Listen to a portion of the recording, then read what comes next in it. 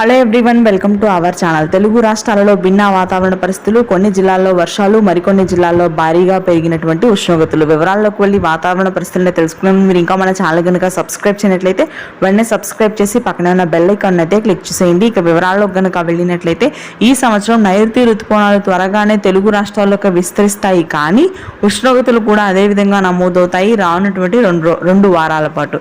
ముఖ్యంగా రానున్నటువంటి 2 రోజుల్లో అయితే వర్షాలు కురిసే అవకాశం ఉంది. దక్షిణ తెలంగాణ, మధ్య తెలంగాణ భాగాల్లో ఆకాశం మేఘావృతమై సాయంత్రం సమయం నుంచి రాత్రి సమయంలో భారీ వర్షాలే నమోదవుతాయి. ప్రాంతాల వారీగా చూసుకున్నట్లయితే హైదరాబాద్ నగర వ్యాప్తంగా అడపాదడపా భారీ వర్షాలు, అక్కడక్కడ మోస్తరు వర్షాలు నమోదు కాగా రాత్రి సమయంలో, ఆ తర్వాత దక్షిణ తెలంగాణలోని మహబూబ్ నగర్, గద్వాల్, వనపర్తి, వికారాబాద్, వరంగల్ భాగాల్లో తేలికపాటి నుంచి మోస్తరు వర్షపాతం నమోదవుతుంది.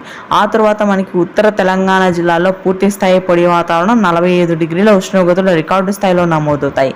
మధ్యాంధ్ర జిల్లాలో, ఉత్తరాంధ్ర జిల్లాలో కూడా అత్యధికంగా ఉష్ణోగ్రతలు నమోదవుతాయి. దీంతో ప్రజలందరూ అప్రమత్తంగా ఉండాలని వాతావరణ కేంద్రం అయితే హెచ్చరికలు జారీ చేసింది.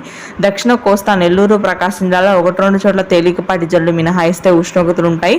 రాయలసీమ వ్యాప్తంగా మాత్రం 44 డిగ్రీల రికార్డు స్థాయి ఉష్ణోగ్రతలు నమోదవుతాయి రానున్నటువంటి వారం రోజుల పాటు. Thank you.